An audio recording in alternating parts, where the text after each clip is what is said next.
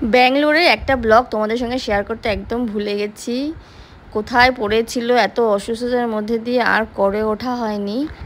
ব্যাঙ্গালোরে বসে কুহুর দাঁতের ব্যথা উঠেছিল, তো ওকে দাঁতের ট্রিটমেন্ট করার জন্য এই হসপিটালটায় নিয়ে এসেছিলাম। এই হসপিটালটায় আমরা জানতাম যে কুহুর বাবার অফিসের প্যানেলে আছে, বাট এসে শুনলাম প্যানেলে নেই। কিন্তু সত্যি কথা বলতে প্যানেলে না থাকলেও খুবই টাকা এখানে কম লেগেছিল আমাদের পুরো ট্রিটমেন্টটা করাতে। কুহুর 4টে দাঁতে পুটিং করা হয়েছিল, 2টোতে ক্যাপ লেগেছিল।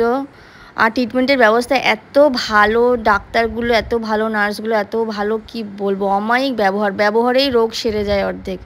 আর কুহু প্রথম দিন তো ভীষণ ভালো কোঅপারেট করেছিল, পরে ধীরে ধীরে নেক্সট ডে যখন আমরা গেছিলাম তখন ওর আর কি অসুবিধা হয়েছিল। এই দেখো দেখাচ্ছি, দাঁত খুলতে পারছে না, করতে পারছে না, কারণ ওই যে অবশ করে দেয় না। এই দিনে একটা দাঁতে ওর ক্যাপ লাগালো, কালকে আরেকটা দাঁতে ক্যাপ লাগাবে, এরকম করে এক একটা করে করা হয়েছিল।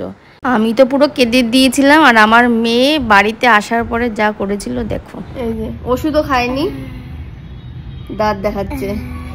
ওষুধও খায়নি, ব্যথার ওষুধ খেতে বলেছিল, ডাক্তার বলেছিল গিয়েই ব্যথার ওষুধ খেতে, ওষুধও খায়নি। আর সে এখন খেলছে, আমাকে বললো ডাক্তার ওকে বাড়ি গিয়ে ওষুধ খাইয়ে ঘুম পাড়িয়ে দিতে। কাকে ঘুম পড়াবো? এই যে খেলতে বসে গেছে। আর এখন এই যে আমার কোলের উপরে উঠে আমার উপরে জুলুম করছে।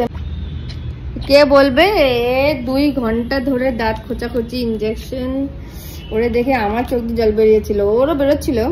আর এখন এই অবস্থা, কোনো রেস্ট নেই, কোনো রেস্ট লাগে না এনার।